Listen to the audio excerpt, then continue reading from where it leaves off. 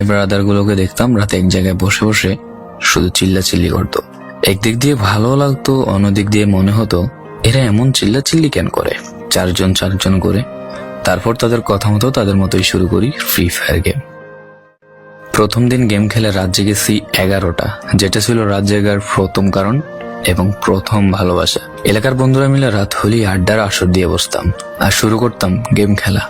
সবাই তখন গেম খেলা নতুন শুরু করি। এত পরিমাণ আনন্দ ছিল গেমটিতে যা বলে বোঝানো সম্ভব না।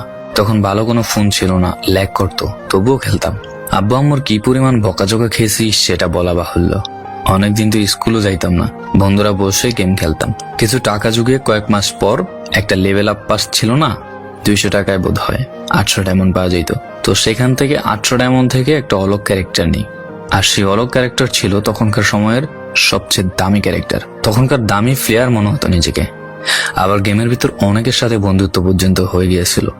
গেমের ভিতরে বন্ধুত্ব হলেও বাস্তব ছিল বন্ধুত্বগুলো। তখন ফ্রি ফায়ারে ডু পার্টনার সিস্টেমটা ছিল না, তাই কোনো মেয়ে গেমেও ছিল না। তারপর যখনই মেয়েরা গেমটা শুরু করে তখনই আস্তে আস্তে গেমের আনন্দ নষ্ট হয়ে যায়। অনেক বেশি র্যাম প্রয়োজন হতো, তো তাই গেমটা খেলতে ভালো একটা ফোনের প্রয়োজন হইতো।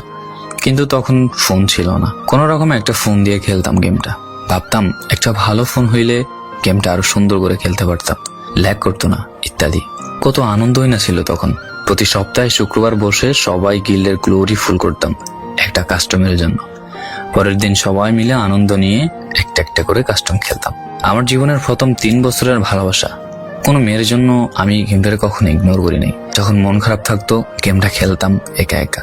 একটা ভয় পাইলেই তৎক্ষণাৎ মন ভালো হয়ে যাইতো, মুখে সব সময় একটা মৃদু হাসি থাকতো। এখন আমার কাছে গেমটা খেলার মতো অনেক ভালো একটা ফোন আছে, আমার কাছে এখন অনেক ভালো কালেকশন আছে, টপ আপ করার জন্য টাকাও আছে। কিন্তু গেমের ভিতরে থাকা সেসব বন্ধুরা আর নেই, সবাই ব্যস্ত হয়ে গেছে। সবার আইডি গুলো অফলাইন হয়ে গেছে। কেউ 1 মাস 2 মাস পর ঢুকে গেমের ভিতর সবকিছু ব্যাক করে দিয়েছে। এখন যার বেশি টাকা সেই বেশি প্রো, এখন কারো স্কিল দেখা হয় না। ফ্রি ফায়ারের সব ফালতু ইউটিউবারদের দিয়ে ভরে গিয়েছে সব। ওল্ড ইউটিউবার গুলো ফ্রি ফায়ার খেলা ছেড়ে দিয়েছে। আমি এখনো সেই 2017 সালে ফ্রি ফায়ার ব্যাক আসবে বলে অপেক্ষায় আছি। এই পুরো ভিডিওটা স্কিপ করতে আপনার ইচ্ছে করছে না, কোনো এক কারণে আপনাকে এই ভিডিওটা দেখতে বাধ্য করে রেখেছে। জি জনাব, তুমি সেই ছেলে যে তার পুরো আবেগ দিয়ে গেমটা খেলেছো। তুমি সেই ছেলে যে 2017 সালের ফ্রি ফায়ারের মিউজিক শুনলে কান্না মুখ করে ফেলো। তুমি সেই ছেলে যার এত পরিমাণ আবেগ যে এখন তুমি ফ্রি ফায়ার গেমের পুরনো কোনো ভিডিও দেখলে মন ভরে দেখো। তোমার আবেগটা কোনো মেয়ে নয়, নিয়েছে তোমার free fire. I miss you old Free Fire.